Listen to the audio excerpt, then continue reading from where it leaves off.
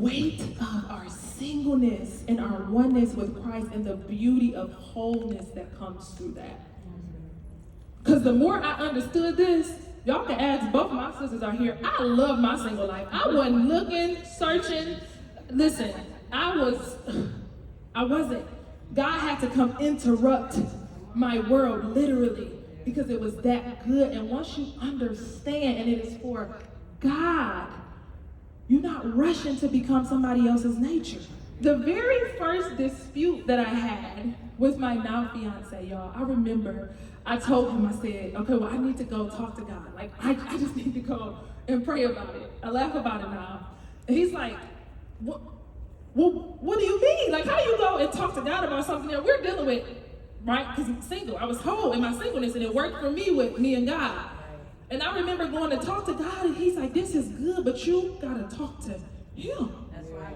You got to decide. Me and you know now that you can do this, but we got to decide if you can actually do this, and you can't do this if you won't become one nature with him. Culture is telling you to sit down and wait on him to come meet your needs. But God created you to meet his needs. Come on. Yeah. I'm just letting you say the principle is the principle, regardless of what culture says. When the Bible says that God saw that it was not good for man to be alone, so he put him to sleep and created you. You were not created until there was a need for that man. So if you're looking to get your needs met, you gotta go back to John 17:21, because you're not one with God. Where am I? Okay, Genesis 2:18. It says, look, we right there. Then the Lord said, it is not good for the man to be alone. I will make him a helper suitable for him. So we gotta break this down again. So I will make, y'all, it's amazing if we grab it, right? It means to bring forth, to fulfill, to furnish, to finish, to prepare, to serve, to thoroughly trim.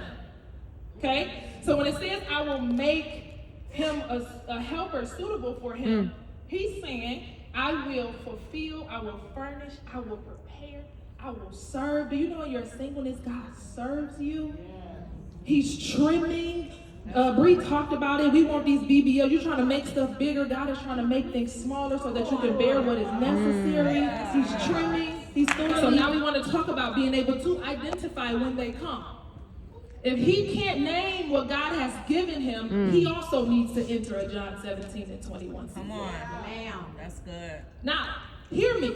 Because again, I was struck. I was like, whoa. When the Lord sent him into my world, because I thought it was perfect meeting perfect. And I realized, oh, it was vision meeting aid. So he knew some things, but then because I was prepared to help, the closer we got together, the closer we realized our natures can come together, there were things that came to the surface that he realized, oh, I gotta go do John 17. The goal is not that you create him, but you aid him. And that's another thing, if they come in our world, because again, most women today, we are priests. We have great prayer lives. We hear from the Lord. She talked about it. We're praying. We're on the altar. But in this word, that man is the priest of that house. Christian women, don't date for fun. Y'all know what the Lord showed me, and it was just so good. And today, before I got here, I just almost like cried because I didn't realize it until now. Steward the relationships in your life. We talk about dating. She leaving. Dog. Why would she actually? Like, go choose my section. Oh my God. Why would she actually? Dog.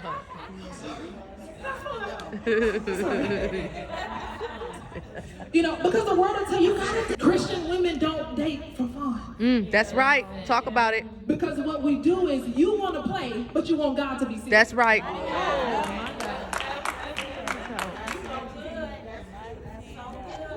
Y'all don't understand how many women I talk to, and they like, I'm just getting some dinner. We just getting some dinner. And I said, that's why you still waiting. I mean, I know women now. They dating women because they like, he done took too long. He didn't take me. He been sitting here waiting, but you wouldn't submit to the I will make. My God. You've been dating and playing. the Lord showed me, I know my time is about to be up. I was speaking on another prayer event, and the Lord was literally telling me to tell these ladies that a lot of us are a part of these movements. I think there's a really big movement, and the movement is not a bad movement. I think it's something where women are coming together and praying for your husband. And for many women, it is a distraction. I didn't say it's not biblical. I didn't say it's not a good result. I didn't say that. But for you, if you're in your John 17, you shouldn't be praying for your Genesis 2. And what I've come to learn is that God doesn't answer premature prayers just because we're crying and passionate. Come on.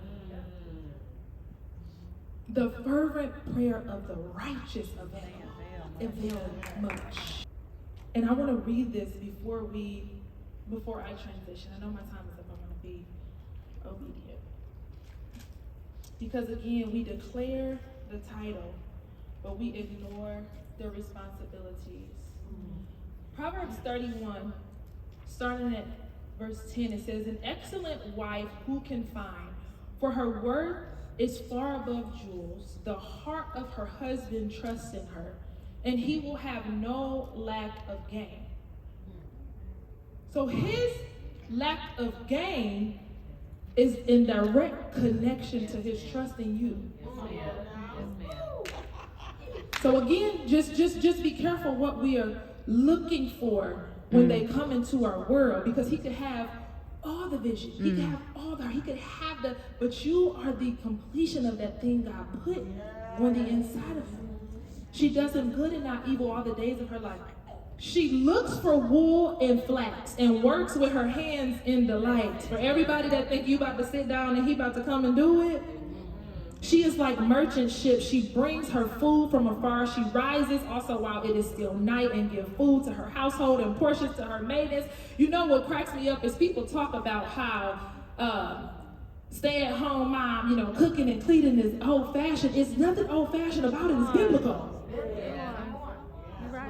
Culture is killing us. They are killing the depth and the wealth of relationships God's way.